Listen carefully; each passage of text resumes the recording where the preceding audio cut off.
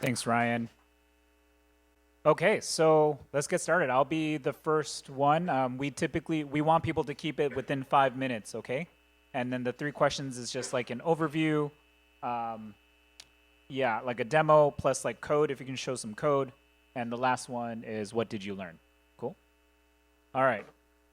Okay, so my name is Andrew Yang. My project is called Memento. This is the very first project I've ever submitted to any hackathon ever, and I vibe coded this.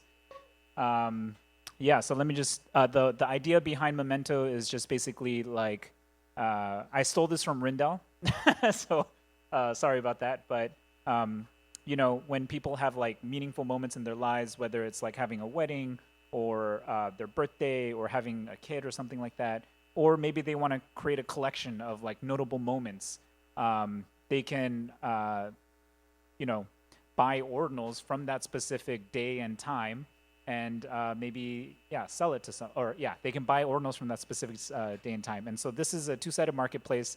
This is from the perspective of just the buyer. And so as a buyer, I'm looking at the specific target date and target time, which is February 2nd, 2022 at 12 p.m. And then on the sell side, there are people who have these inscriptions and they're just submitting it to the marketplace for specific days and times. And then we'll find matching inscriptions. Oh no.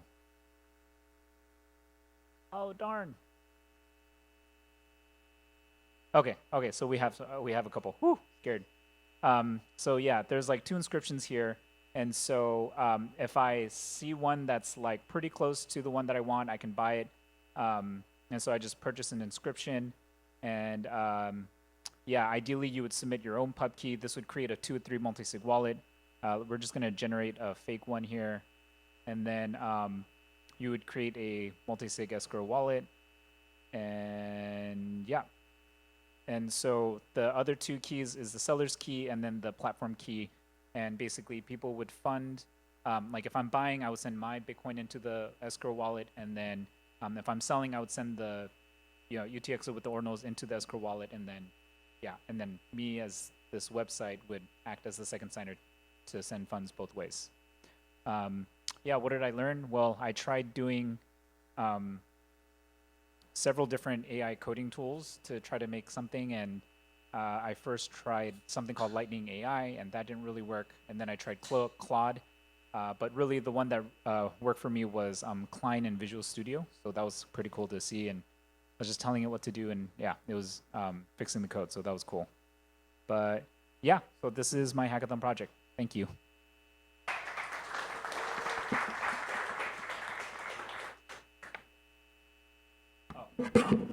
Yes. Hello. Oh, There it is. okay. Could you talk a little bit about how you are managing the listings, like under the hood? Like what kind of transaction is facilitating that? There is no transaction. It's just I'm a seller, and then I create a listing in the backend database of just the ordinals that I'm selling. Maybe they can put like the specific like UTXO, and then it'll verify it using maybe Rebar's APIs or something to say like, hey, this is the right inscription. Maybe they can even pull like different classes of the ordinals, and we can display it here. But yeah, that's what I was thinking. Cool. Yeah. Oh yeah, and then use Bitcoin.js as the library. Yeah, cool. Thank you.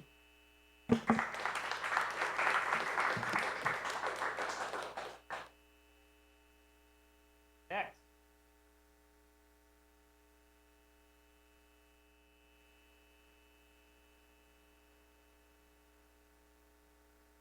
All right.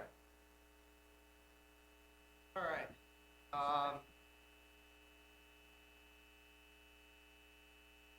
I'll use this. All right, great. Great. So show of hands, who's heard of the Taproot Annex? All right, about 50-50. All right, brief just overview of what the Annex is. The Annex is a currently unused field in Taproot. It's not standard, but it has some really interesting properties. Namely, you can commit to it on the fly when you're signing your transaction. You don't have to pre-commit to it. And this has been noted by a number of people as being very useful for potentially making inscriptions. Why? Today, you need 2 transactions to make an inscription. You have to first commit to an output, and then spend from that output, and then it will be revealed in the witness script and through something called a witness envelope. Well, with the Annex, you can do that in 1 transaction, which is going to be a lot potentially cheaper. It will be better user experience. It also means that the data can be easier to parse, etc. And this is just something people have been experimenting with just in the last, frankly, couple months / couple weeks. So what I wanted to build, what I built, is a PR that's currently live on Ord, which adds support for Annex inscriptions to the indexer. It's gated behind a a block height, so it won't activate until a specific block height is reached. The idea for that is so that the community can wage interest and have enough time in order to upgrade. So I'll talk a little bit about how I implemented it. The goal is to do so as efficiently as possible.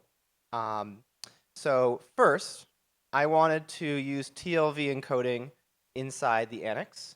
TLV encoding means type length value, and that allows multiple messages with different protocols to lie within the same Annex all together. So the way I built this is you can have 1 inscription, 2 inscriptions, and those have their own protocol tags. Or you can also have potentially other meta protocols that other people develop, and they all can live in the Annex all together. I don't know if I had enough time to go into the details of exactly how I try to make this most efficient as possible, but using things like variable length encoding for the tags and for the lengths, using little tricks so that you don't have to encode the length if it's the last message in the Annex, things like that help make that much more efficient. And then additionally, inscriptions encode basically 2 pieces of data. They encode the actual body of all the data that you have in your inscriptions, and they have all these tags which contain things like the content type, etc.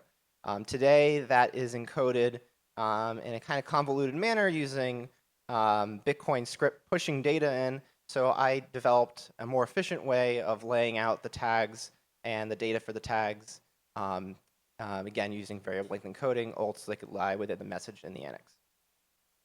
A couple more things. Backward compatibility. I wanted to make sure that this would not break things like inscription IDs for users who haven't upgraded. Inscription IDs are a combination of the transaction index and the index of the inscription in the transactions, like how many there are. So what I did is I made sure that the Annex inscriptions are indexed last. So if you aren't running this and you just have your normal inscription, the ID will be the same. There are some breaking things.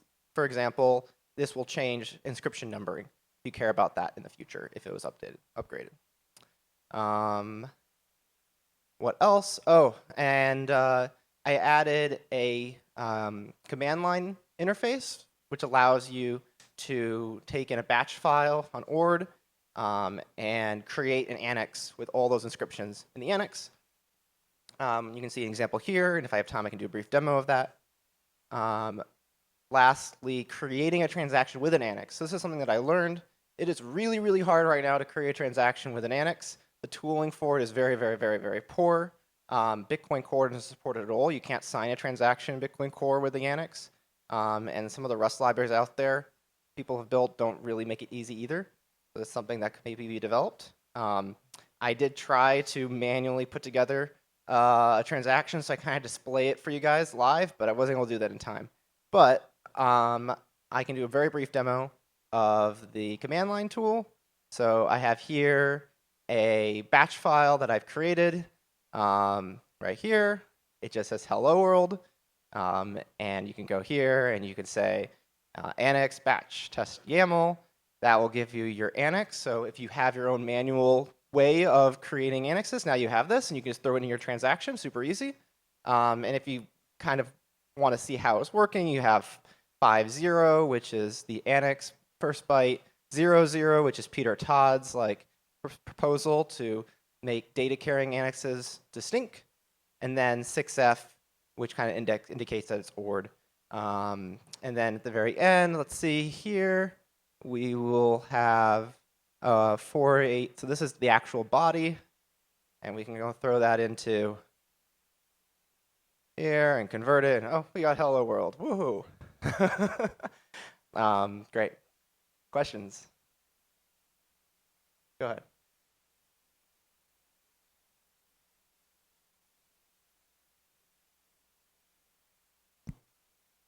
On Bitcoin Core, no, nothing.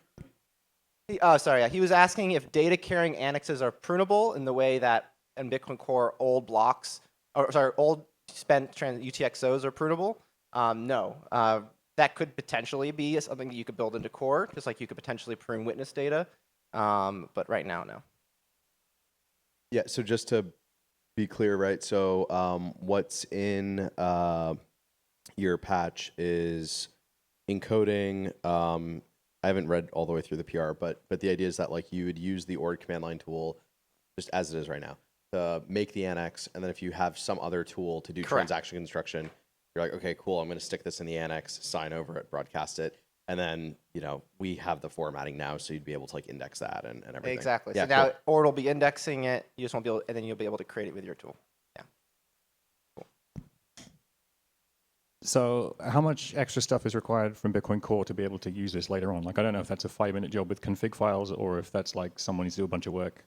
Oh. I know it's outside the scope of your project, but Yeah. Okay, so Bitcoin Core currently doesn't support annexes at all. I mean, it's in consensus. It's a very consensus, but it's considered non-standard. So you would need to have potentially a PR to make these standard if you want to relay your transactions through Bitcoin Core. that doesn't seem to be an issue these days. Perhaps not.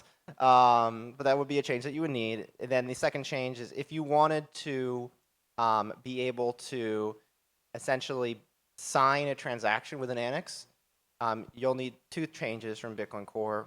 One, you will need a PSPT potentially specification of like, hey, here's a transaction with everything, including an annex, but without a signature, sign it. That's currently not specified in the PSPT standard. And then likewise, Core doesn't have, like, there's an RPC command to like sign this transaction, and even in that command, you don't have the ability to specify an annex. So those are some of the changes that Core would need to make.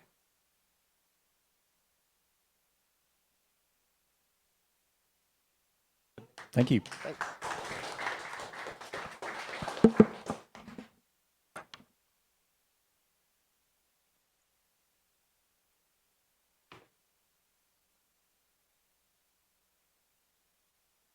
Rock and roll. Very good. So thanks everyone for having us and coming out to the hackathon. So I am Andrew Bob here, and John Kyle was our remote participant, and we want to talk a little bit about taphub.info. So the Genius Act has passed, opportunities are clarifying, a little pun there. The tokenization of real world assets and all these fun stuff, stable coins are all the rage, all the kids are talking about it. Taproot assets on Bitcoin and Taproot asset channels on Lightning. The Bitcoin devs are just falling over each other and anxious to capitalize on these opportunities. But there's a problem. If you've played with this stuff, has anyone played with the Taproot asset channels? No. You will find that by default they are enabled private, so they're not advertised to the graph. And this leads to immediate problems like, well, how do you, if you want to create channels that are able to like transfer these assets across the globe from place to place with, you need to find other people that are doing this. And if you watch the Lightning Labs videos, they'll say, they kind of gloss over like, oh, well, finding other people and other assets to connect to is kind of a to be determined thing. We decided this important thing for us to challenge ourselves with, and this is the basis. So how do you find other compatible asset nodes? So we give you TapHub. So Taproot assets and discovery. So a bit of inspiration.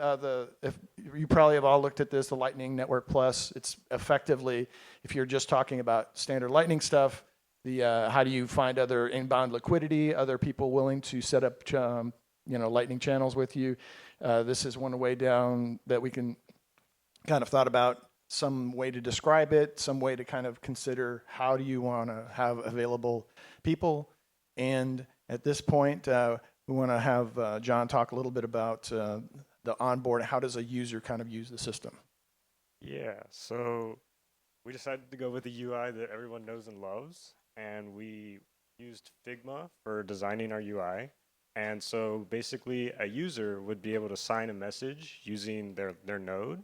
And once they've signed this message with their node, they're able to sign in, and that is their user flow per se. And then also this like kicks off them being able to like browse assets that are on Taproot. And then like per se they want to open a channel with one of these asset providers. This is like the command they would run in their node. And then there's also the asset listers themselves, these edge node providers.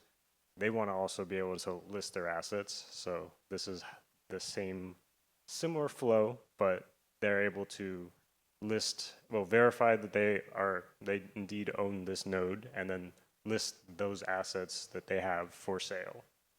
And so that's kind of the general flow. We don't have that noise on our website, not yet. Yeah, not yet. But yeah. So like menu options, and now you are a listed edge node runner. Yeah. Cool. Now, how do I actually do things? Let's get to demoing. So what I've got spun up here is Polar, little reg test. I'm going to open in a SATS channel from the person who wants to get asset liquidity. Bob here has assets. He's going to get notified on our website that this SATS channel has been open to him. He will reciprocate, but open an asset channel back to Carol. And now you've got a way to do a payment flow.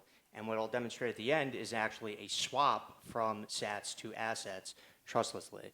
So if this goes well, I'm going to open up a SATS channel. Quick bind that. And then we will do the reciprocation, right? He'd get his notification. He goes to the website. He would open an assets channel. We're going to do 100 million units. Actually, let's do 50 because maybe that's more likely to work.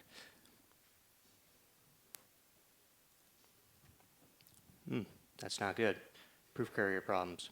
Well, that's going to mess things up. But once we would have mined those and those confirmed, that they would get indicated on the website that they have liquidity between each other. And we have a tool now that would allow these, Carol here, who does not have assets and wants assets, to actually perform this swap in both directions. So we have an RFQ running. It's serving up USD pricing. I think it's 1 sat per dollar right now. And Carol would create a asset invoice and pay her own asset invoice using sats. And so the demo is not going to work because those channels didn't open. But we have the scripts to do that. These are trustless payments. And what else can I touch on here? I mean, what did we learn along the way? Well, you can't use testnet 4 with Lightning Terminal right now. So what do? We consulted JHB. Thank you very much. And opened up a PR. So if nothing else came out of this demo, we got a PR open up in Lightning Terminal to make testnet 4 work. We tried literally every testnet available, working through that. So go back to the slides here. Let's kind of put a bow on this.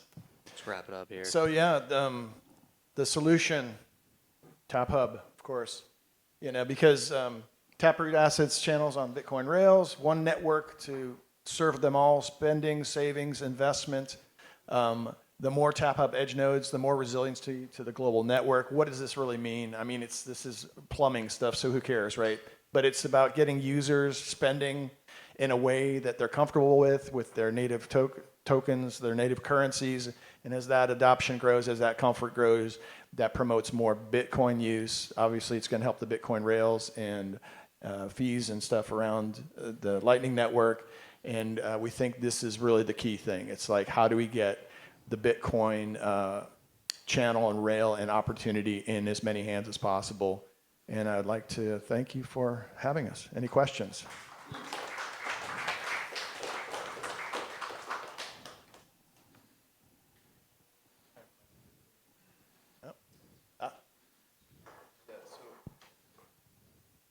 So, you know, it's a marketplace. Like I say, I have asset A. I'm looking for a, you know, counterparty here. And then I guess when I register and say, you know, I want to open a channel with you, would you get a notification through this site, or is it like key send, or like what's the, how do you imagine that? That would like On work the out? site, but actually, that's an interesting idea. Maybe you Yeah. get a Satagram payment, and That'd be kinda cool. your phone dings, and Yeah, now, right. hey, time to go open up an asset channel back.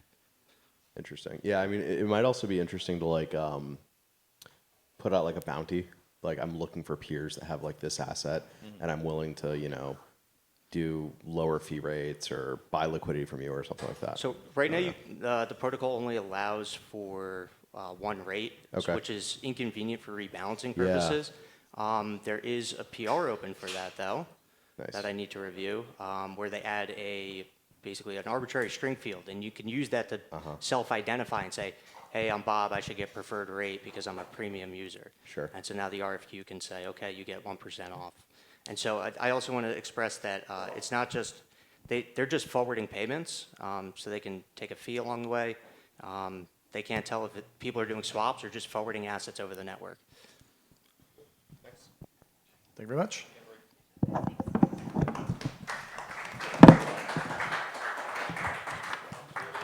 All right, next we have Labubu Assets with Riley, Stu, Harold, and Lewis. Hello. Hold up, little baby. Where's your chain? You need your chain. So we are Labubu Capital Holdings, and we'll be presenting on Labubu Assets. So welcome to the future fuzzy furry asset of the fuzzy future. And so, not yet. excuse So this name is colorful, it's fun, but don't let that color what you're about to hear, because we think we seriously found a way to scale Bitcoin. So it's more than just a little toy, it's real technology. And so we have a video there to keep you engaged in case your attention span goes off. So pay close attention. And so because this work is really important, I handpicked out of here who I thought were the best engineers. So we have me, I'm Harold. I worked on Bitcoin Core for a few years. Stu is a genius, actually certified genius, true. and also Bitcoin Core contributor. Yeah. We have Luis, certified genius as well at Vintium, right? Yeah, complete genius. But I think most impressive of all is our quant. Pumbuggle68 is our quant. And Just look at him. Okay, but he's the most impressive of all because he already built something that's scaled. So if any of you have heard of an app, T Dating Advice, this was him. Okay. And okay, what is a Labubu? Well, it's right there. Okay, so I'm the Labubu quant, and I'm going to tell you guys about what a Labubu is. So I actually have a Labubu here. This is the only Labubu in this building right now. It's There was one here earlier. We saw a lady walk past and she had a Labubu on her bag. It's been disposed of. So Labubus are these little fantasy creatures created by Pop Mart. They're a part of this Monsters collection, but they're the only one that have like very widespread popularity. They have 9 teeth. Some of them sing, and they're furry or fuzzy. Some of them have straight hairs, and some of them are like curlier. They vary in price. The most expensive one was $180,000.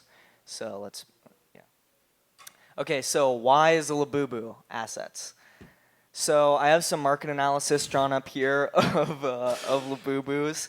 I'm predicting a big fall in the Labubu price, and then it's going to shoot back up when Labubu Assets launches. So they were popularized by the blind box releases, which are basically just gambling for kids. The 2024 sales hit $870 million, and the stock shot up. There was a resale crash after they dropped the prices, and it's post-hype in China now. So all of them in Asia, they're over the Labubus. We're trying to bring it back, though. So we have our data here from CoinBubu, and the analysis was assisted with MicroStrabubu. We have some we have some data here on the buy and sell points of Rihanna for the Labubus.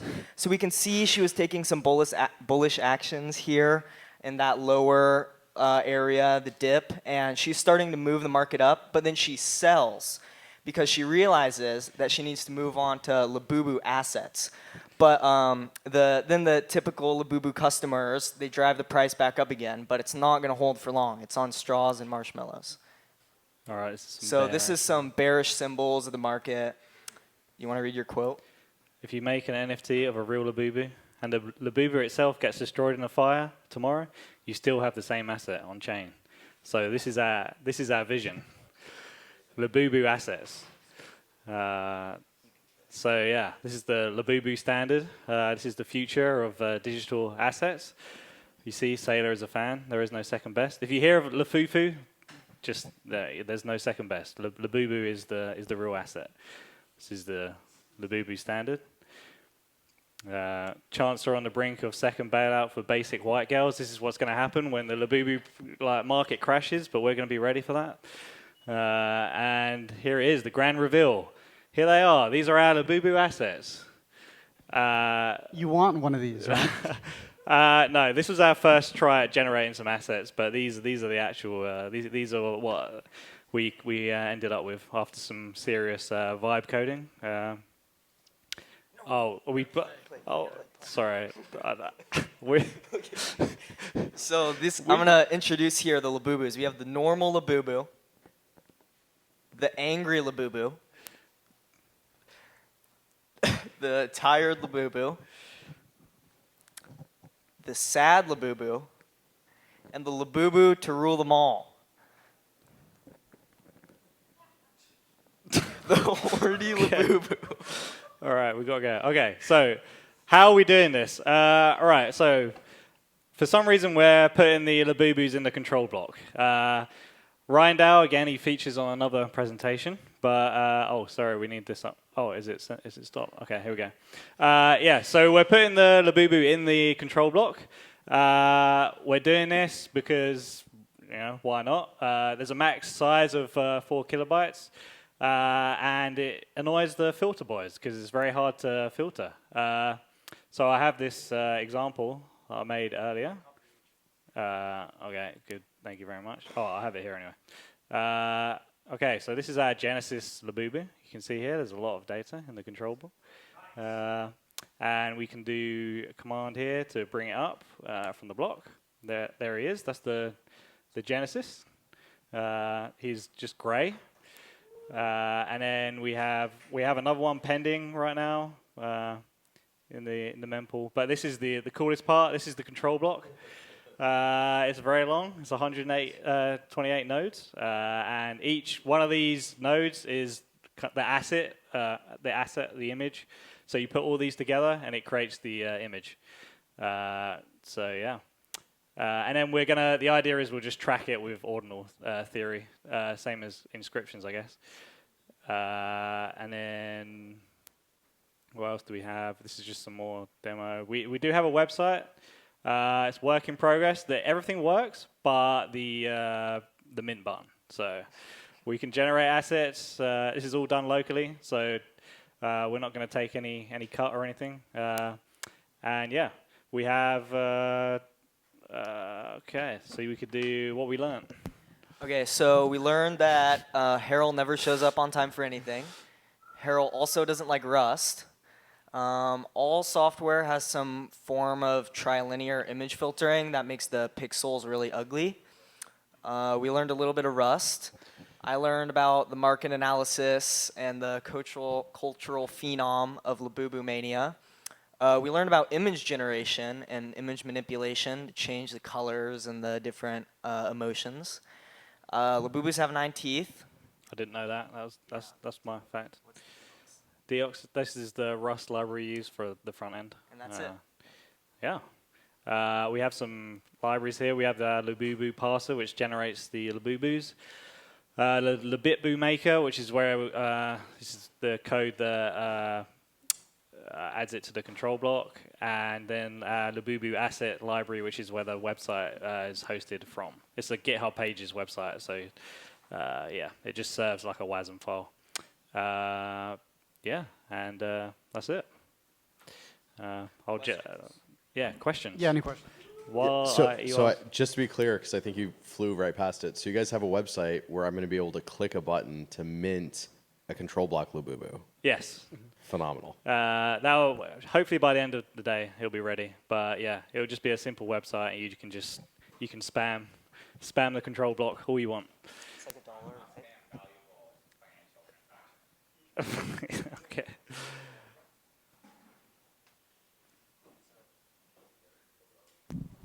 I hate to ask about the boring stuff, but you showed a tree that was a whole tree of stuff. Like, what is going on in there? How much of that did you guys make up? How much of that was a standard somewhere? Did you have to figure out some encoding scheme, or like what is going on with this? Yeah, so I learned about this from the library from Adam. He made a yeah, but okay. Where? We'll play this again. Where? All right, it doesn't matter. Anyway, I can show you my code. Yeah, so Adam, he made a library which encoded some data in the tap tree. So I just copied that, and the magic is in the where we like build the tap node hashes. We take the image and then fill out the taproot, like all the nodes with like the 32 bytes of like small parts of the image, and then it all links them together. So yeah. like follows the path through and ends up building up the whole thing through each node. Yeah, right. Yeah. This looks like this in the control block. So it's just a huge like bit of data. Like, yeah. Cool.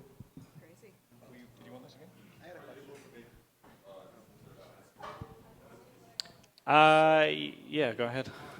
So it's trackable by when you mint one, the UTXO in that transaction. It's the first SAT in that UTXO. It's like the pink slip. Like if you transfer a car with a pink slip, that SAT is like the pink slip for the Labubu. And in the Labubu standard implementation, it states that if the UTXO is split, like if any of the UTXO goes to fees or anything, then the Labubu is invalid. Okay. Any questions from the audience? All right. All right, let's give him a hand. Thank you. Thank you.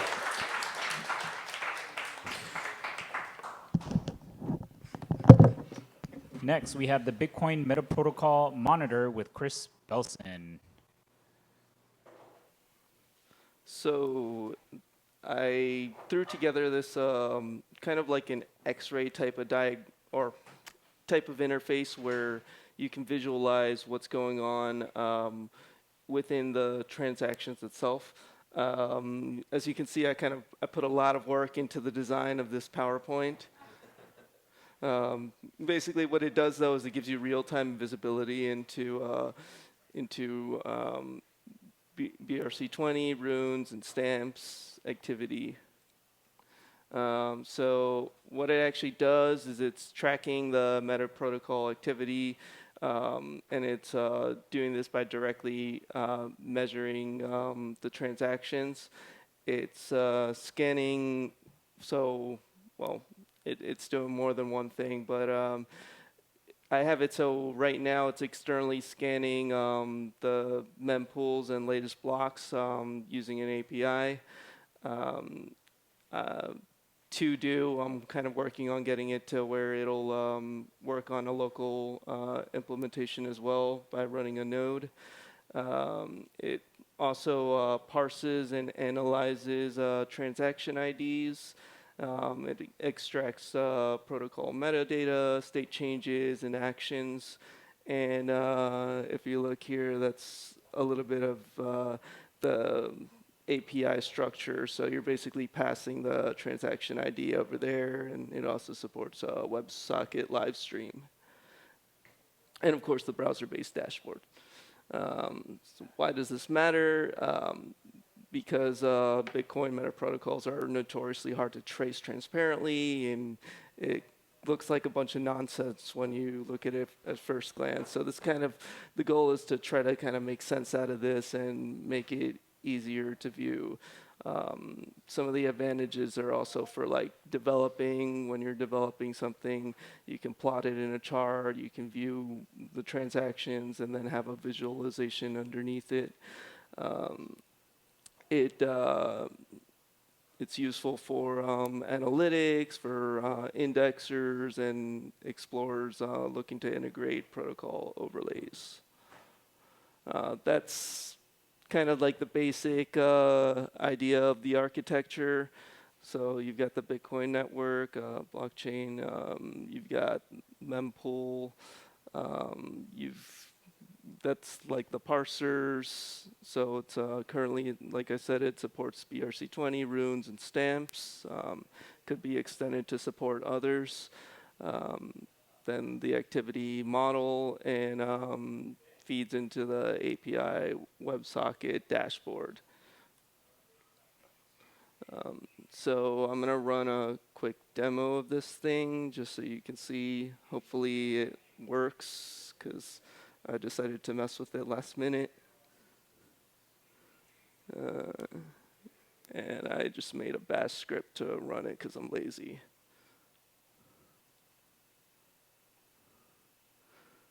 So you can see right here, if I scroll down, you can see the transactions coming in. And what it does here is it'll start plotting them. And it supports up to like the last hour.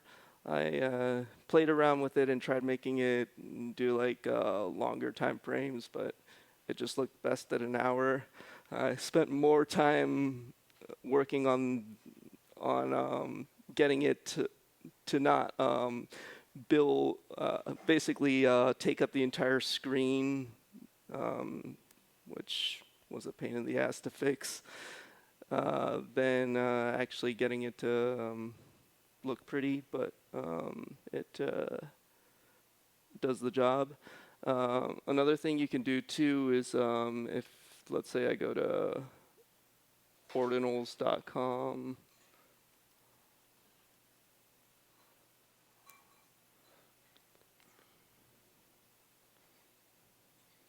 and just choose one out of these.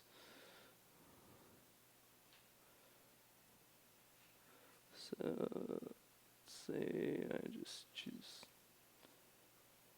get the inscription. So if I put the transaction ID in here, it'll analyze it, and it's a transaction not found. Oh, okay, yeah. There we go. Yep, so you'll see it shows the amount, protocols used if it detects them, the fee rate, and activities, if any. And you can see over here, it shows like the amount of transactions per each. So 30 BRC20, 38 now runes, and 23 stamps. This is using demo data that it generates. However, I did actually try connecting it with live data, and it was populating just fine.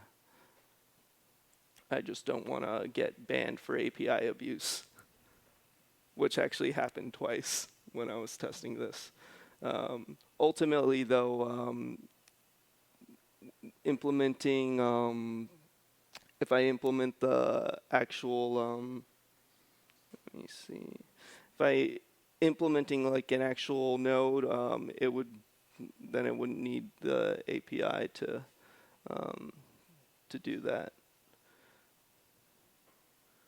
So this is the basic stack. It's built in Rust. It uses a combination of regex and parsers using WebSocket, and it's got like a built-in web server / API. these are the next steps. So running like a local Bitcoin node, Bitcoin daemon, and and connecting to it directly instead. Ideally, I'd like this. I would want it to be Dockerized if I had more time to do this. So you could just run a Docker compose and spin up Docker containers. Integrating with AWS X-Ray would be kind of cool because it kind of already follows that sort of style. And then implementing with other stuff too. I don't know, maybe even Splunk or Elastic or one of those things. But that might be over engineering. Implementing like back testing as well, so you could feed it past data, which should be pretty easy to implement even as is. And then like enriched activity modeling, you could, add on all kinds of stuff to it. So yeah, that's it.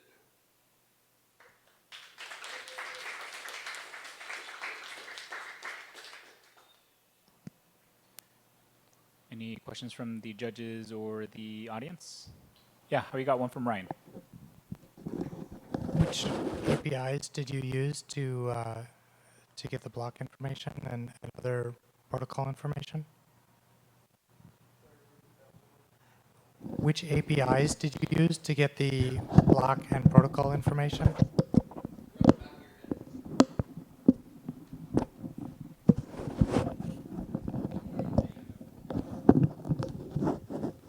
There, that's better.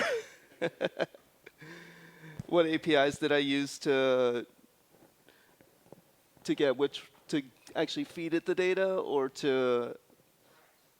Yeah, so right here I'm actually using I was using Blockstream API, Blockstream's API to pull the data externally, and then as far as connecting to it, just using a basic web server. So you could connect to it with like REST API. All right, we have one from Riley. What did you learn? I learned I learned a bit more about metaprotocols because I had been out of the game for a while, so it was a good refresher on a lot of this stuff. So if you wanted to connect it to a node, would you just be connecting the RPCs from the node to the code? Yeah, exactly. So it would need to be, I kind of started to implement the RPCs, but yeah, it would need to be reworked to connect via RPCs rather than connecting to some web accessible API. All right, any final questions? I think we're good. Okay, cool. Thank you so much, Chris.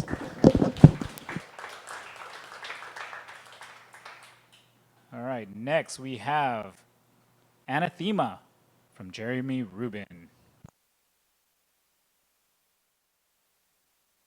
So, first of all, just thanks everyone for coming to Plebfi. I have hosted a number of Plebfis over the years. It's my first time participating as a hacker in Plebfi, I think.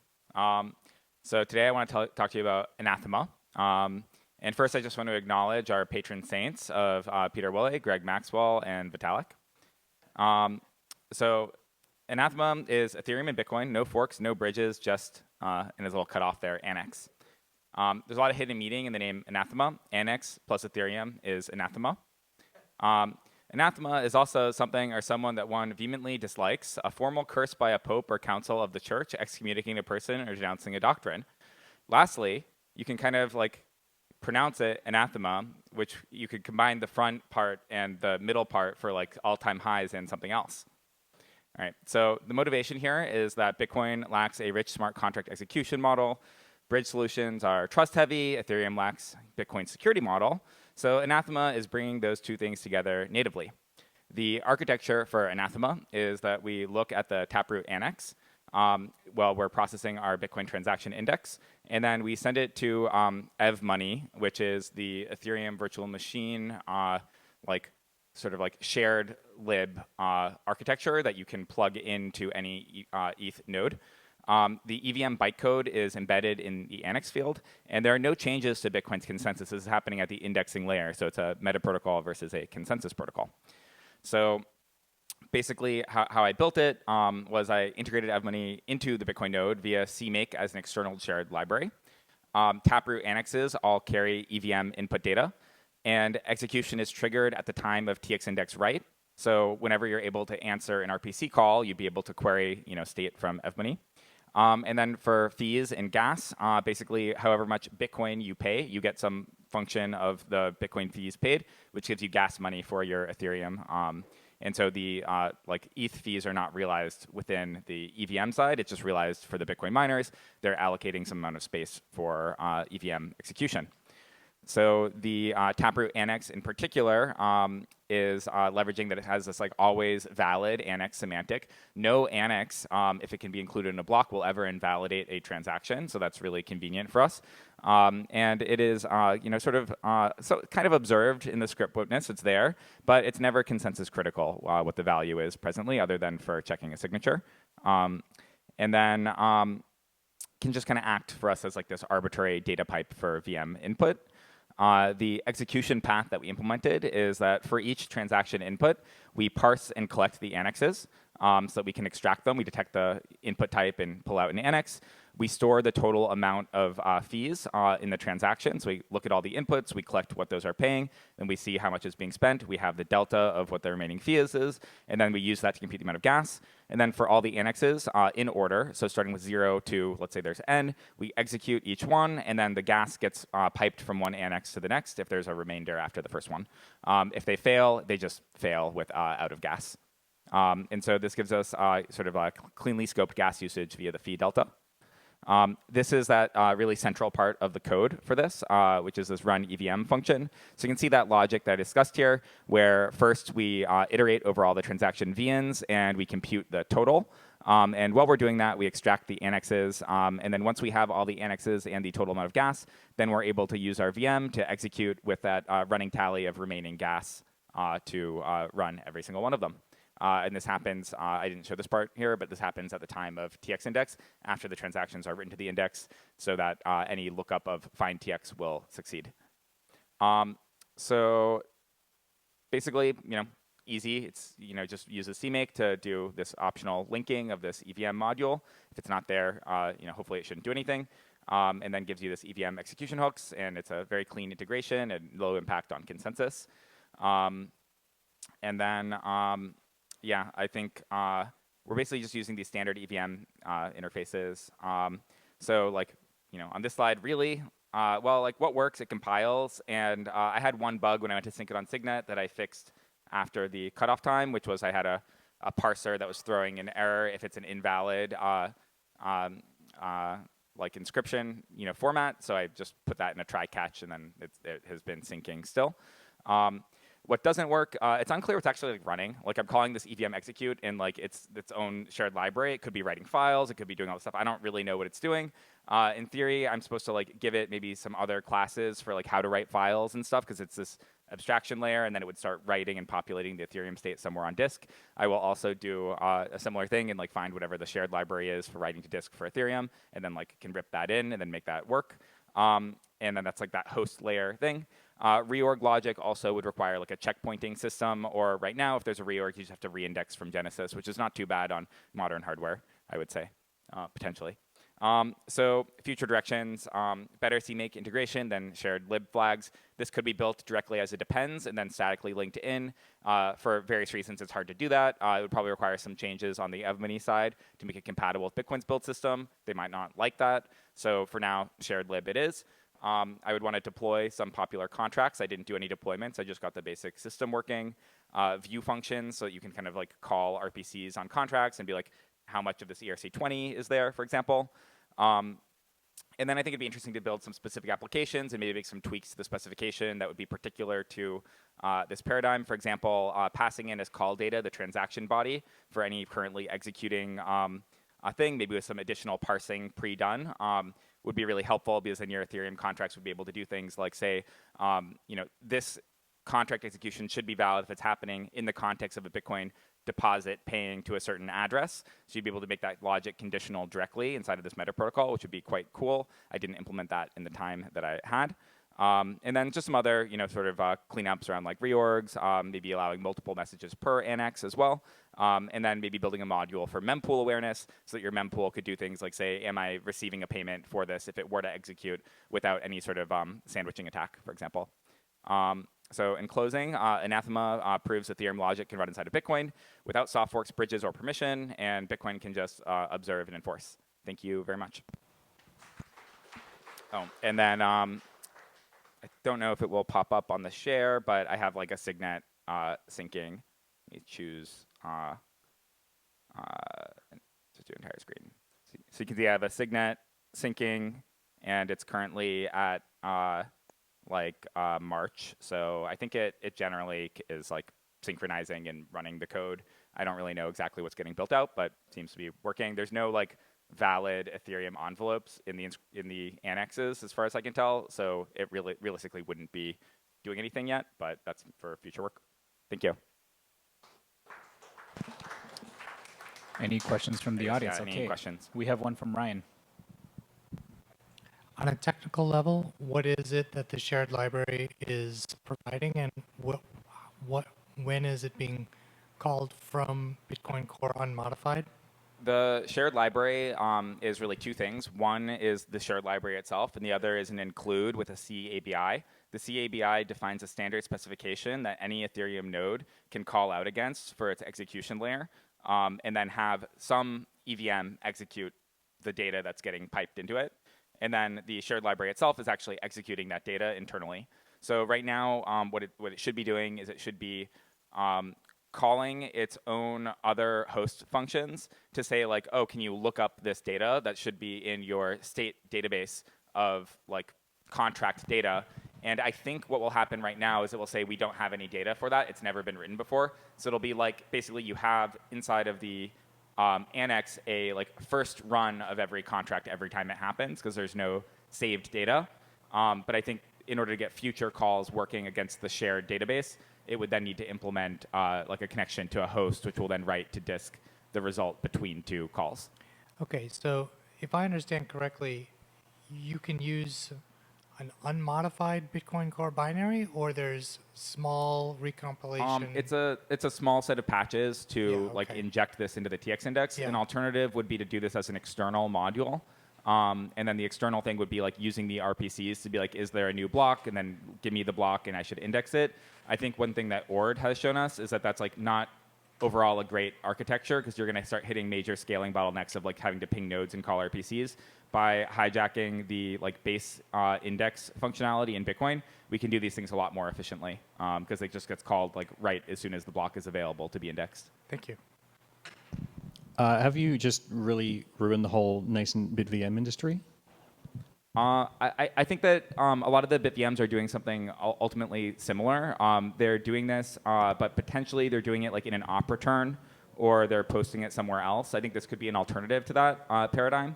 One reason to prefer not doing it in an op return and do it in the annex is that the annex does not modify the TXID.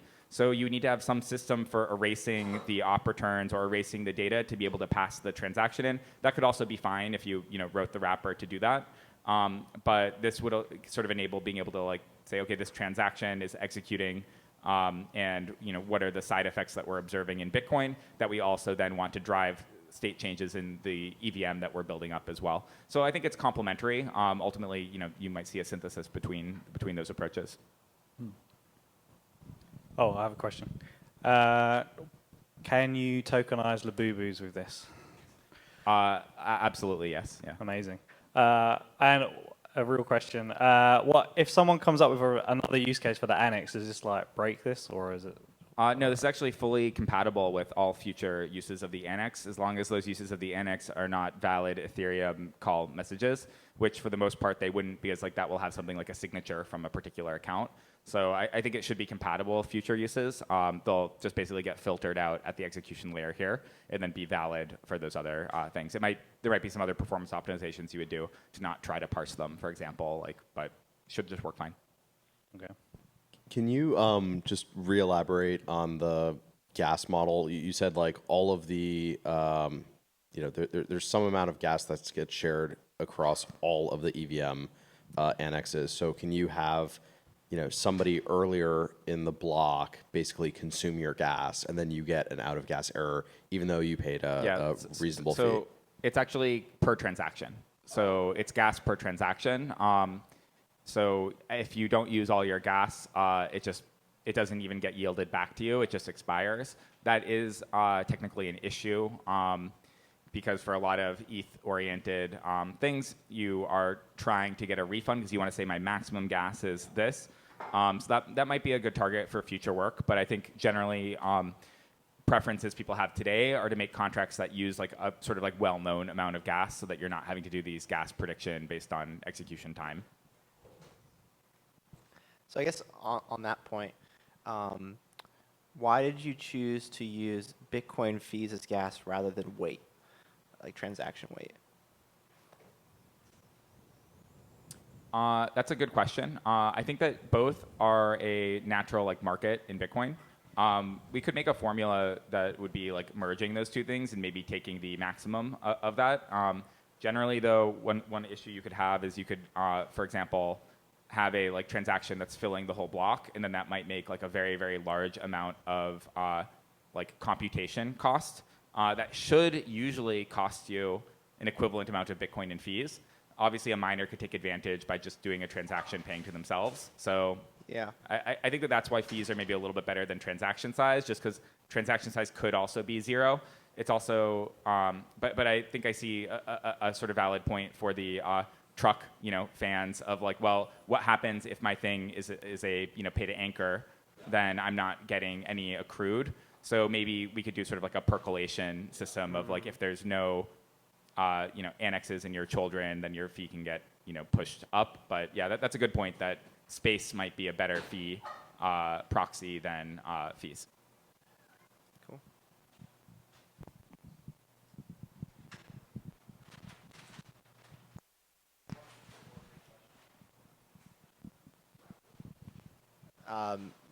Another really kind of edge case. If you had a scenario where you had a transaction that didn't commit to the annex, but that paid fees, would there be like an attack vector where somebody could basically throw in some EVM bytecode in there because they want to have access to basically free gas? So if it's like an opt-true output for Something, like a truck, and then you're spending it, and then they're like, oh, I can throw yeah. this in and get kind of free gas. Yeah, miners get free compute. Definitely. Yeah. Okay. All right. Every metaprotocol has Except it means that properties. you have less room for regular Bitcoin transactions, maybe. Yeah. Cool. Any other questions? All right, thank you.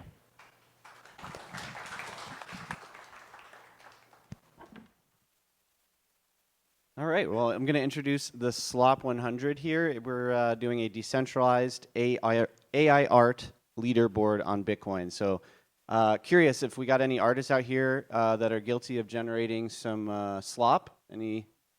1, 2, okay. It's for you guys. You know your audience here. So what's going on with this leaderboard?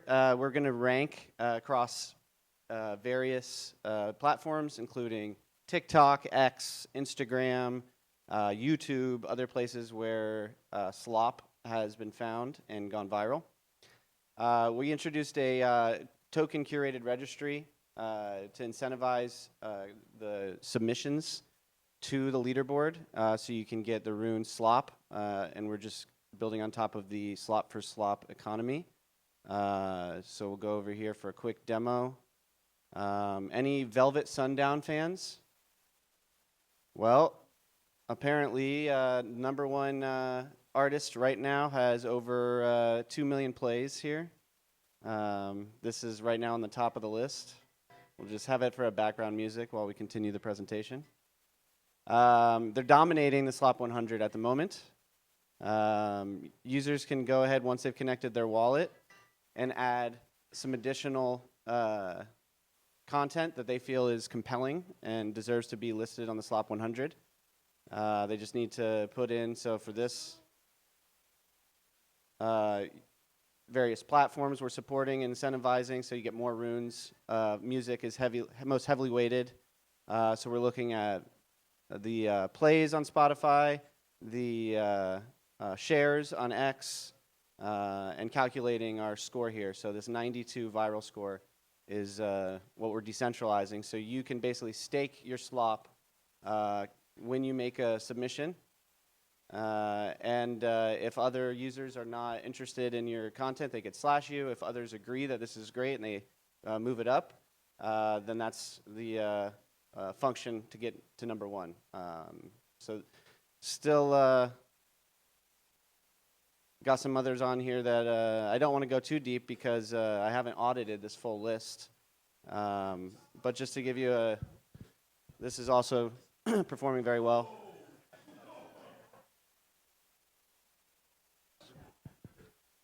All right, we'll do one more. It's all slop. It's all slop. Nobody's harmed in this.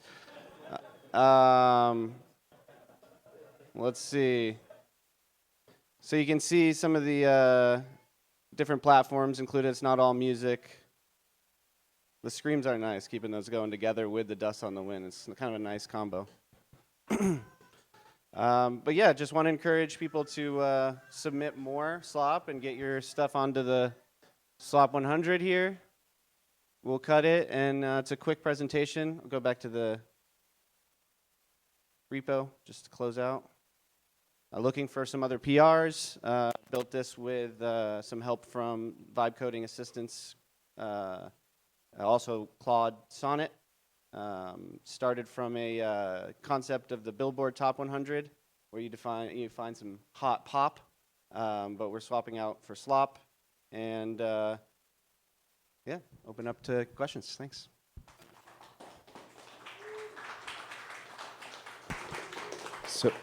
So how does the so you stake slop in order to post something, and then as people vote it up, you like earn more slop. If they vote it down, you get slashed.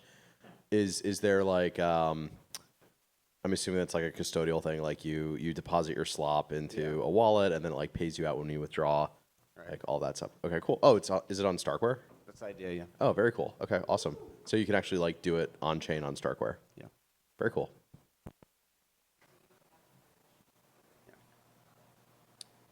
Kara said you have to bridge. Yeah. Yeah. Okay. Yeah, we have one from Riley and then Prem. Can you make and stake your own slop? Yes. Yes. Of course. And then Prem. It's encouraged. Incentivized. Yes. You know, this is very interesting and of the times, and I'm wondering, like, what is the potential for something like this to be integrated into, I don't know, like a total slop live, where like someone was like counting down the top slop of the day, maybe, or like, you know, once a week, or maybe like a slop fest, like where, you know, I don't know, maybe like there could be a bunch of live demonstrations of AI slop, the top of the slop, you know? Yeah, I think there's also, the collectibles of, you know, looking at where the slop was and watching the slop evolve. So Billboard uses a weekly cadence, but I think daily, a 24-hour, just a script that runs every 24 hours to inscribe whatever the list is, keep, you know, a bit posterity of the evolution of the slop. And I think, touches the importance of ordinals, and I think leverages what we can do putting the slop on chain efficiently. But. I'm really interested in the slop economy, and I'm hoping you're going to tell me there's some really degenerate Ponzi-nomics going on with the staking stuff. And that's where if you're the guy that posted it and staked it, then you're getting a little slice of everyone that came after you. You're kind of like betting that there are going to be other people coming after you. Is that right? Yes. Yes. So you put your slop up, and the community ultimately, slop holders are dictating the taste, you know. So rather than a centralized entity, you got to have skin in the game, and then hopefully the best slop. I don't know if anybody concurs that Dust to the Wind deserves its ranking here. You know, it's a kind of a subjective taste, but I think this at least gives us an accurate representation of those who are, for this context, building on Bitcoin, right? So it kind of requires you come in with the runes, and you got to get a wallet, and yeah. Is there any way to short Slop? If I think that should not be at the top? I haven't fully explored that mechanism, but I think it should. So the UI, beyond really getting in and dropping an address for your initial slop, that's kind of where I'm picking up next. But yeah, I think that would be probably, let's see, the additional, could probably add that in the future ideas. But hypothetically, it's possible. You just didn't. Yeah, it's not done. This is really cool. Thanks. Thanks. Thanks, Graz. All right, next we have Bit Toss with Grant, Juan, Diana, Fran, and Flex. What a powerhouse team over here. After that, we have Mast with Reese. Okay, so the group is named BitToss, and we specified the simplest possible alkanes. I guess protocol or smart contract. We just wanted to connect some example free mint smart contract with a front end, and the front end should just indicate red or green, and red could be a loss, green can be a win. And it's looking at Bitcoin blocks, and it's just determining if they're even or odd. The smart contract then, because of the way Alkanes works, it created its own supply, and the rules that we decided on but didn't quite get implemented before the deadline were that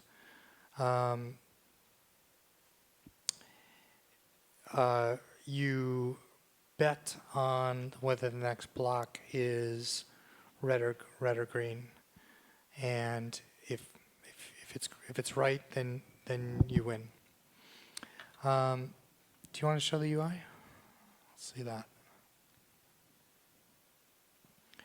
Okay. What we finished was we've got a UI, we've got we've got the smart contract. The front end looks at blocks and basically evaluates them according to the smart contract rules. What we learned is, for some of us, this was our first SSH key generation. We used a central server for a while to do the development using the Alkanes Docker Compose setup, the reg test environment. For some of us, this was our first Rust and WASM compilations. We certainly learned a lot about the Alkanes system architecture. It has various executables that are related. There's one called Diesel that you heard about in Ray's presentation. There's one called Oil, O-Y-L, which has its own SDK, and also its own browser extension in Chrome for the Oil wallet. And our implementation uses, I think can you talk a little bit about the front end and how it connects? Hello. Yeah. So yeah, this is just a React with Vue front end. Basically, it's pulling from the Sandshrew Block Explorer API, and that's how we're getting this stuff. Ideally, it would be through that smart contract that Ryan talked about, and then we don't have, like, these blocks are being pulled pretty slowly. because it's from mainnet. So the logic here, ideally, if you, for instance, thought that the next block was going to be even, you could connect like your wallet to it, bet a little bit of Bitcoin just for fun, and then it would pop up here and give you a message whether you won or you didn't win. And you could go into the Explorer, as I was showing while Ryan was talking, and get more information about the block and kind of like what was at stake, and ideally how many people were kind of playing with you and splitting this, the earnings and things like that. But yeah, it's a kind of a simple game to explore.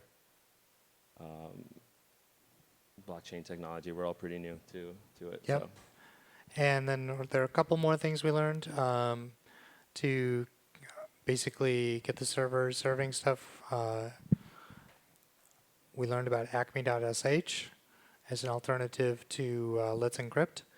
And we also found bugs in Diesel, thanks to our drop-in angel coder Ray himself. So I think that's about it. Yeah, this is just kind of where we're using free mint and extending it to create that smart contract. Yep. Thank you.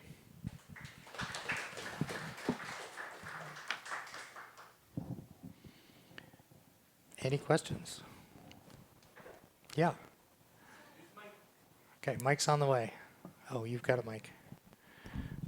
So how, I guess without interacting with the Alkane smart contract right now, like how are you storing how many people have bet red or green on the next upcoming block? And I guess follow-up question, is there a plan to like visualize that for people so they can kind of see what the market looks like before they play?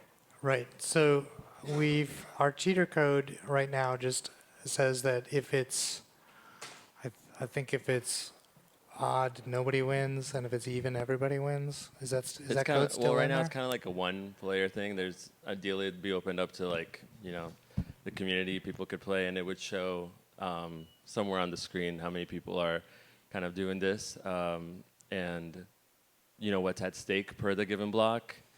It would move a lot.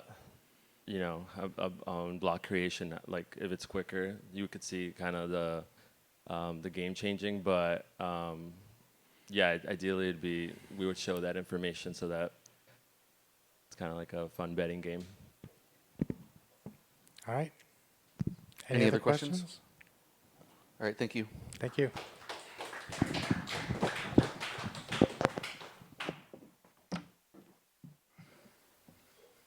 Sweet. Okay, so my ultimate plan was to kind of, I was re-inspired. Oh, let me start this over. I was inspired by Jesus' talk about truck, or specifically CPFP. And my whole vision started with a transaction that I mined at Mara back in January. It was a zero-fee inscription through truck. And so ultimately, you as an inscribor could put your art out in a pre-signed transaction, and somebody could come along and pay for it, right? Maybe you could do some fancier stuff, like maybe give yourself a little bit, whatnot, but ultimately it's like a fill or kill order that you signed on that, hey, this is gonna happen if somebody pays for it. And so I wanted to go one level deeper. I wanted to make didn't want to spoil that one. I wanted to actually make a game of choice, ultimately. So as an inscriber, you have like this way you can reveal data on chain through the witness in Taproot. You have the ability to actually have multiple conditions for revealing. So instead of just revealing a single inscription or having one condition, I actually made a bunch of conditions that come off of this Taproot commitment to this address. And this is the proof that like, oh, hey, like Portland has actually done spends at the same address with different results. So we go to this guy, we have an inscription, but we also have back here another inscription that's technically different. If we go to signet.ordinals.com, we could probably see the different versions of this, but they're all going to look essentially like my Mast marketplace. And so I right-click, saved a few JPEGs of Rindell's, and essentially my goal was to have like you as an inscribor could put out a commitment that says, okay, these are all the possible outcomes that I would like to achieve.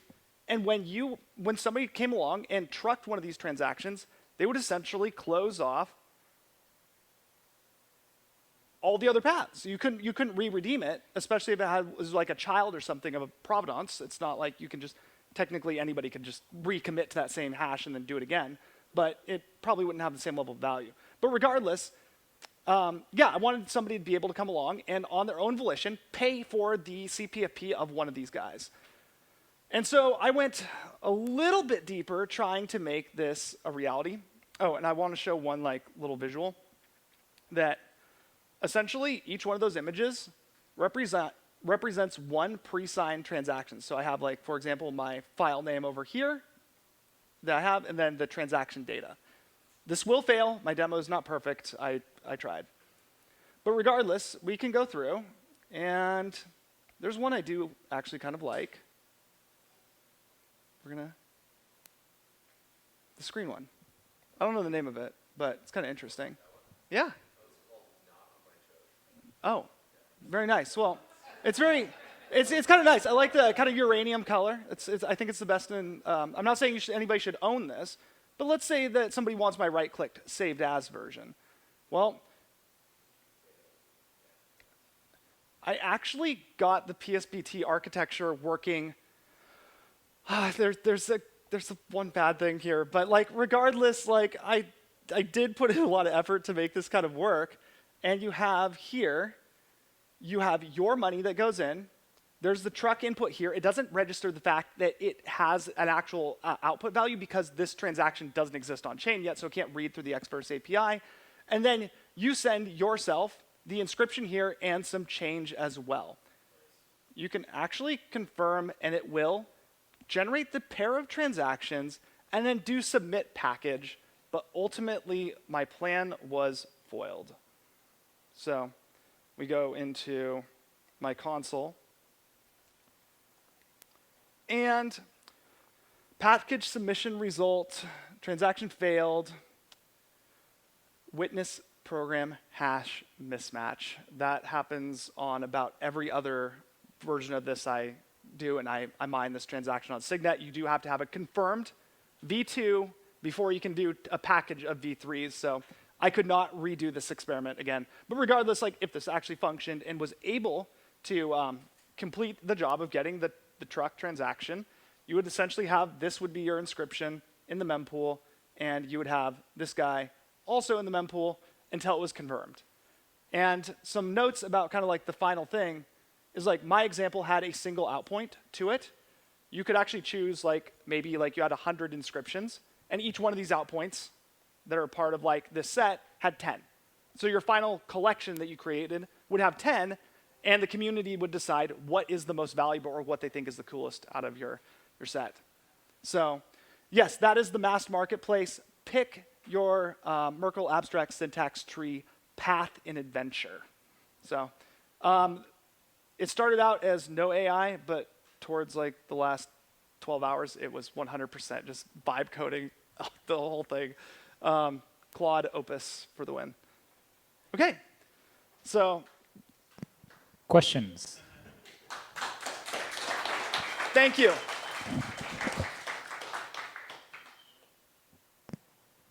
Yeah, we have one right here. How did you get the zero-fee transaction Metapool? Who are you paying? How can a person pay for another person's transaction? Oh, absolutely. So this is actually the whole point. So as of Bitcoin Core version 28, they implemented truck, topologically restricted and confirmed. And what basically that does is says that if you put the flag 3 on your transaction, you can have a below relay rate transaction, so below 1 sat per vbyte per the normal network, or maybe 0.1 now for those of you that dabble. And essentially, it says that as long as you spend it with a child transaction that bumps the average fee rate above the relay rate in the same block, they will confirm. They're like restricted to a package of 2. You're allowed to put it in somebody's mempool. And so essentially, for instead of doing like nice kind of monetary only transactions, I was more fascinated with like how can I essentially stuff some data in for free onto Bitcoin. Does it have a child transaction? Yeah, the child's the one that paid for the fees here.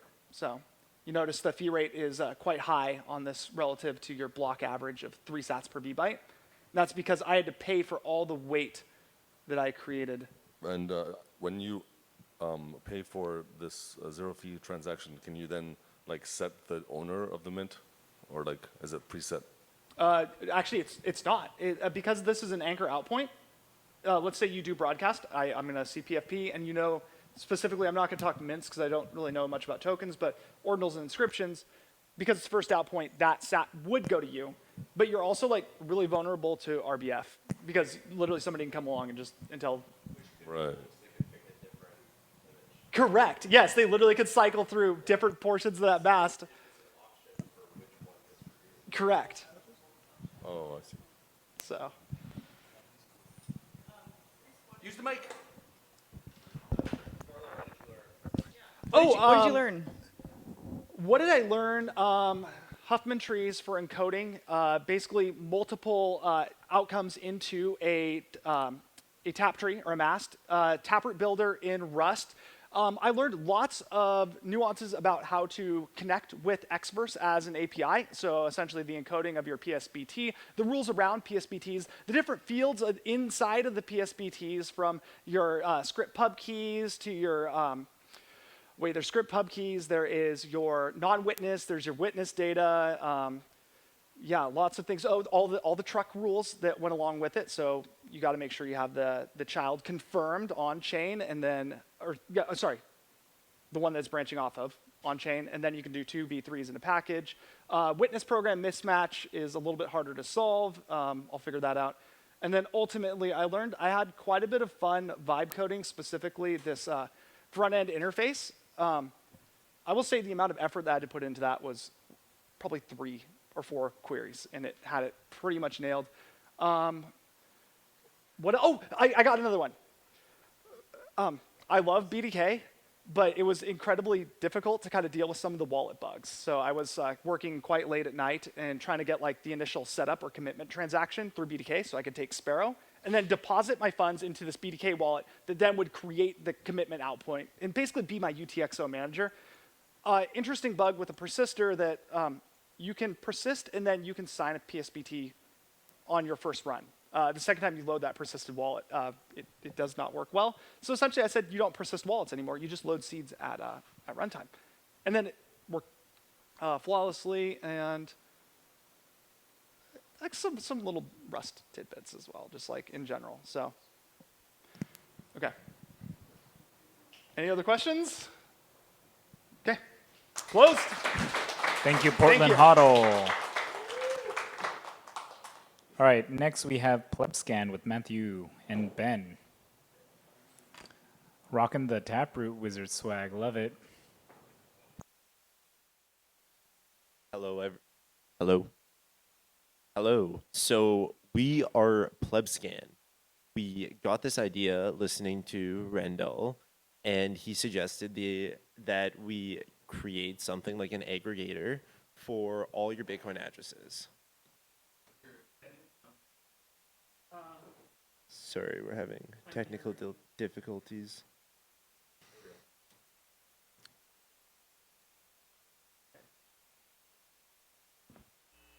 Where do you want to go full screen?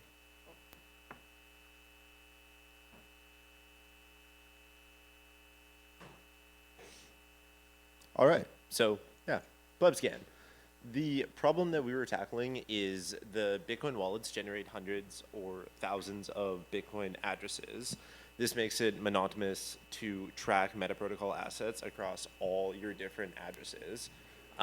Imagine sitting there going through all your different ones that you have in your Xverse or your Unisat wallet to kind of find nothing. It would be really cool if there was something. If there was something where you could just put an xpublic key inside and then get all your assets all in one place. So so Plebscan is a Bitcoin aggregator that displays all your meta protocols in one place. What does it do? It takes your X public key, it generates 200 Bitcoin addresses from that key, and then indexes the Bitcoin addresses using Rebar's API keys, and then aggregates all your Metaprotocol assets to one place. It lists it from most expensive asset to the cheapest, and then we also integrated the Magic Eden API to be able to see the price of those assets and then a direct link to Magic Eden. So we'll get right into a demo right now. So this is our Plebscan, and Mainnet, by the way, this is all live. So I've pasted the xpub right here, and I'm going to run it. We are working our magic and gathering all the Metaprotocol assets associated with all the addresses generated from this xpub.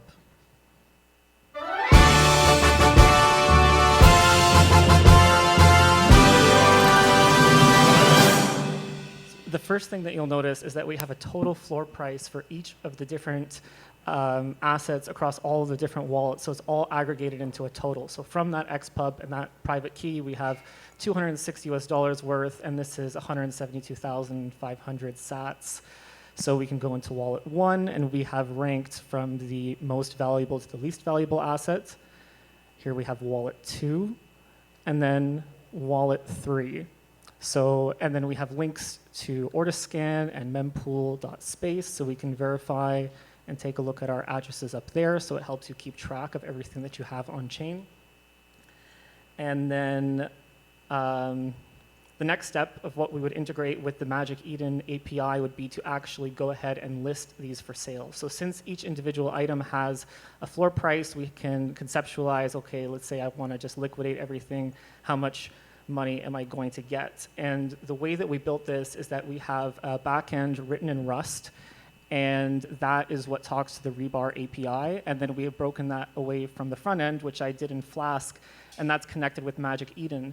So if people are concerned about security, what we could do is you can run the Rust code as a standalone, or you can do it in your own browser. You could use it with WebAssembly or some other way that keeps it offline, and then we can make the version that communicates with Magic Eden into a product that is live for people to be able to go ahead and use, and then use the API to go ahead and make those listings that we could, you know, take a percentage of those listings. Not a bad idea. Yeah. So that's a summary of our project. Sorry, we have one more thing. So we're gonna do a special thanks and kind of everything we learned. So this was my third program I've ever written in Rust. My first one was Hello World.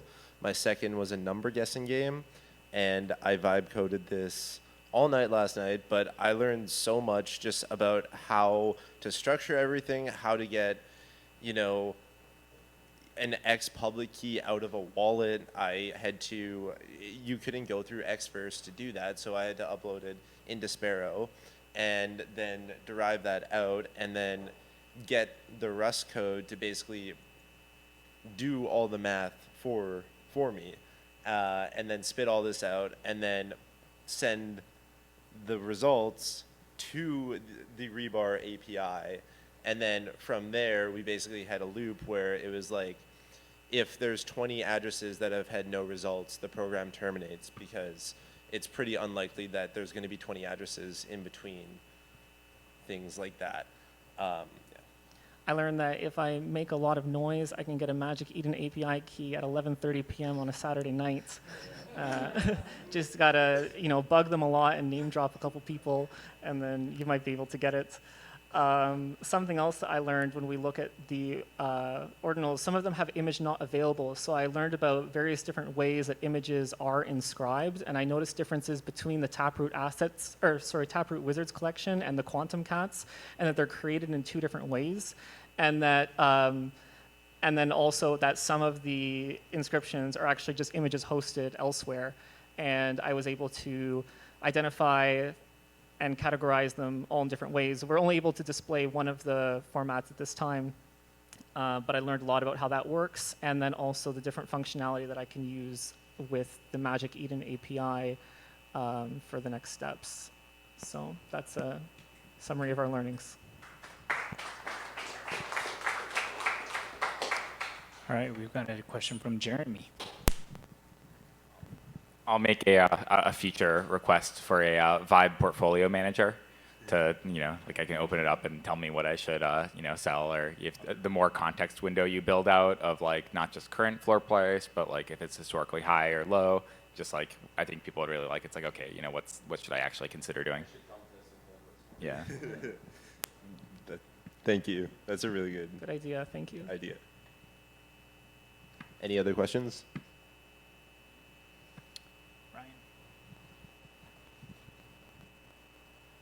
Did you consider using BDK for your Rust library? No, I did not, because I am on chapter 3 of the Rust book and I'm just getting used to it. So I heard about that, but I did not. The only repository I used was sent from Alex, and then it was just how to call the API and use request. Yeah, it might have been a good thing. It's not really built for Explorer. It's more built for a wallet, so that could have been convenient for you. Portland?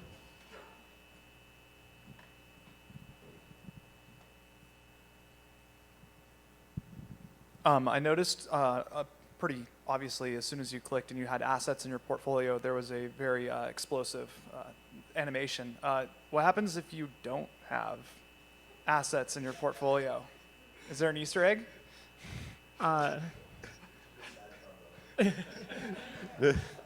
That'll be another feature request. You just stay on the home page on the index, and then you don't load into this view, and you have an error message returned, but you don't have a sad trombone. Or the Price is Right would actually be the sound. The tuba. All right, cool. Well, thank you guys. All right, we have one last presenter. Giannis, he is going to, you can introduce your topic. But he's the last one. And then after that, we're going to wrap up our time together and head over to the after party. All right, so so I vibe coded this. I'm not an engineer. I have no idea how to write code. I'm really sorry that you guys have to sit through this. But the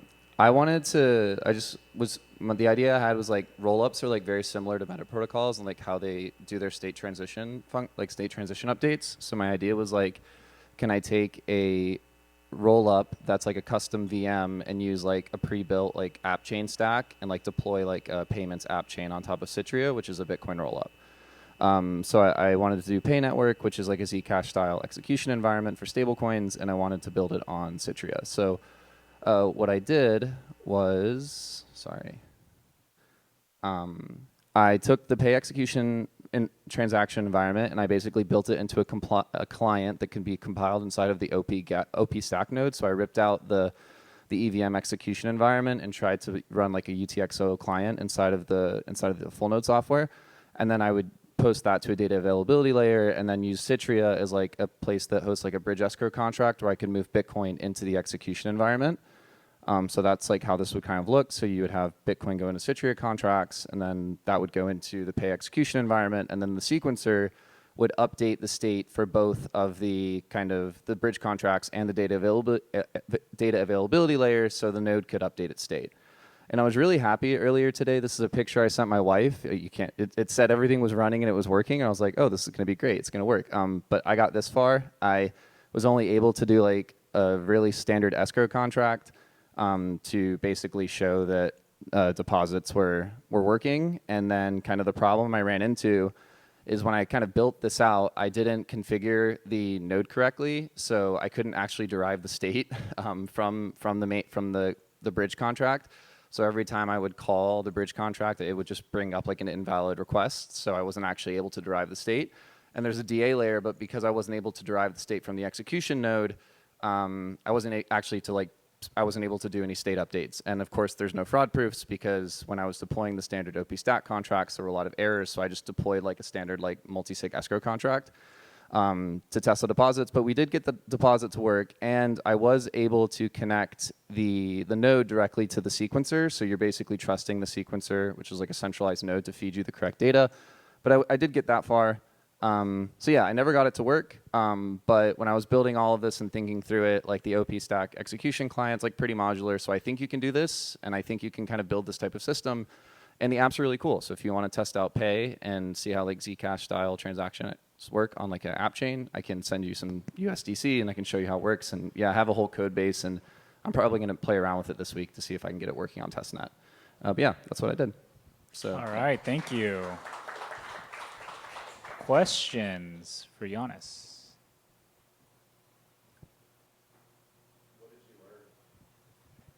Yeah, so I've never done a hackathon, not a developer. So like the first thing I learned was like, I built it originally trying to just import all the nodes as dependencies, but I would have to customize everything. So like when I was like doing pull requests and trying to like customize the client and the bridge and everything, it wouldn't work because it was like dependent on like other repositories. So that sounds like really simple, but like I had to do it all over and completely fork all the repos. That was like the first thing. And then like I also like learned just how to do this stuff on testnet. Like I built like the DA server and all that stuff was really fun. So I did get everything like running in isolation of each other, but yeah, just I don't know how to like, yeah, I didn't really know how to configure everything, so it didn't work when you try to put it together. But it was really fun to work through. Yeah, that's like what I learned. That's like the main thing. Cool, thank you, Thanks, Giannis. guys. All right, so the judges will meet up and discuss and choose the top first, second, third place prize. If everybody can do me a favor, look around your areas and grab your trash and throw it away over there. And then we're going to start tearing down. Yeah.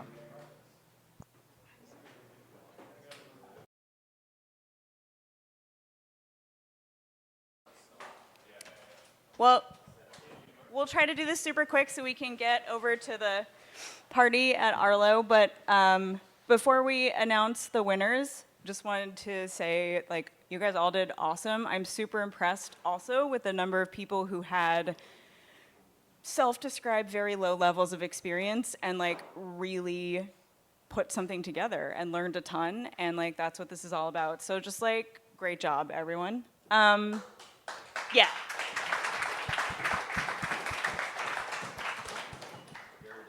Okay, and because it was very difficult, we have a first, second, third, and we have added an honorable mention because we had a tough time, right? So I think we'll probably start with honorable mention as our surprise small prize. We will do a $500 award, and that will go to Plebscan. Great job, you guys.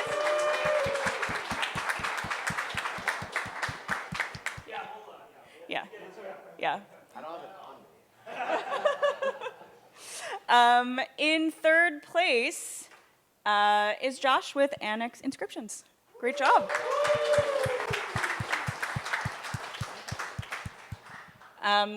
We had a little bit of a debate over first and second, but landed on second place, going to Labubu Assets.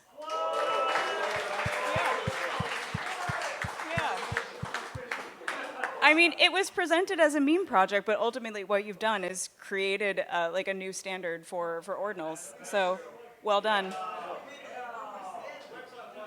Yeah, you're now on the hook to make the mint button work.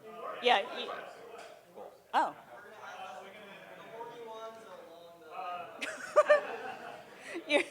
Okay. And then finally, first place goes to Portland Hodl Mass Market. Well done.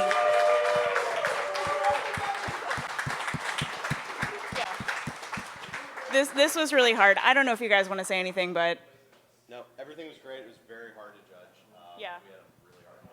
So, thanks for everybody. Okay, just a couple of shout outs. I just want to give a huge shout out to Kara. She was a co-organizer of Plebfi. She did a great job emceeing, so let's give her a hand.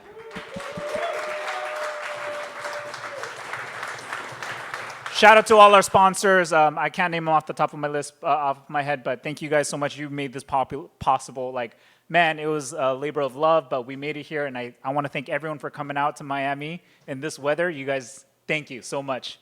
And then, so yeah, let's just go out to Arlo. It's a 15-minute walk. You guys can Uber if you'd like. And yeah, we're going to have some shareable bites. And then we'll cover like the first round of drinks. And then if you guys want some more food, you guys can order dinner. All right, cool. So thanks. Bye.